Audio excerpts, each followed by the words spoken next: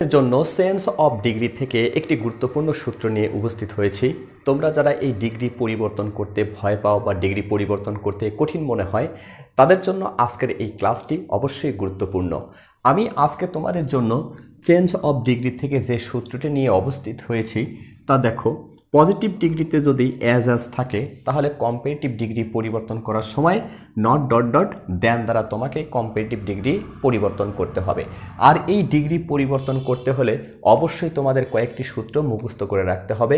যে পজিটিভ থেকে আমি যখন কম্পারেটিভ ডিগ্রি পরিবর্তন করব, তখন প্রথমেই সাবজেক্টের কাজ, দ্বিতীয় ভার্বের কাজ, তৃতীয় অ্যাডজেক্টিভের রূপের পরিবর্তন, চতুর্থ চিহ্নের পরিবর্তন এবং পঞ্চমে বাক্যের বাকি অংশ।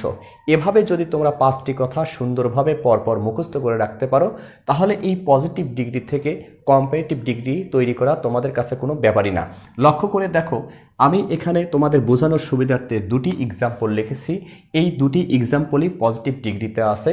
এই পজিটিভ ডিগ্রি থেকে এখন আমি কম্পারেটিভ ডিগ্রিতে পরিবর্তন করব। প্রথম সেন্টেন্স দেখো, পজিটিভে আছে he is as active as you.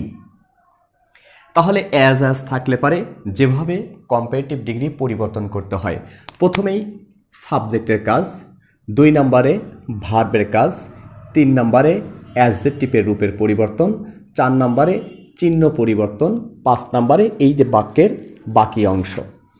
এইভাবে যদি তোমরা এই জিনিসগুলো শিখে রাখো, তাহলে কখনোই তোমরা এগুলো ভুলবে না। তো দেখো কিভাবে। প্রথমেই 1 নম্বরে ইউকে আমি তুলে নিয়ে আসি সাবজেক্ট, এবং লক্ষ্য করে দেখো এম ইজ আর হলো প্রেজেন্ট ফর্ম। তোমরা যখন ডিগ্রি পরিবর্তন করবে, তখন এই সাবজেক্ট অনুসারে তোমাকে ভার্ব নিতে হবে। তাহলে এখানে ইউ এর সাথে তো কখনো ইজ হবে না, আর হবে আর। এরপরেই দেখো নট আছে। তো নট কোথায় ব্যবহার হয়? সর্বদাই সাহায্যকারী ভার্বের পরে বসে। তার মানে প্রথম অ্যাজের জায়গায় আমরা কি বসাবো? নট। এবং এরপরে কি করব? 3 নম্বরে এই অ্যাডজেক্টিভটার পরিবর্তন করে কম্পারেটিভ করতে হবে। তো এখানে দেখো, একের অধিক সিলেবল বিশিষ্ট অ্যাডজেক্টিভ হলে তার সামনে মোর যুক্ত করে কম্পারেটিভ করতে হয়। তাহলে অ্যাক্টিভের কম্পারেটিভ হচ্ছে মোর অ্যাক্টিভ। এরপরেই দেখো দ্বিতীয় অ্যাজ আছে। এই দ্বিতীয় অ্যাজের জায়গায় কি বসবে? দেন বসবে, দেন। এবং সর্বশেষে আছে কি? হি। একদম সহজভাবে দেখো ডিগ্রি পরিবর্তন করা যায়। প্রথমেই সাবজেক্ট নিয়েছি, তারপরে সাহায্যকারী ভার্ব নিয়েছি, তারপরে প্রথম অ্যাজের জায়গায় নট নিয়েছি এবং অ্যাডজেক্টিভের রূপের পরিবর্তন করেছি, এবং এখানে দ্বিতীয় অ্যাজের জায়গায় দেন বসিয়েছি, এবং সর্বশেষ কি? সাবজেক্টকে হি ওই পাশে নিয়ে যাওয়া হয়েছে।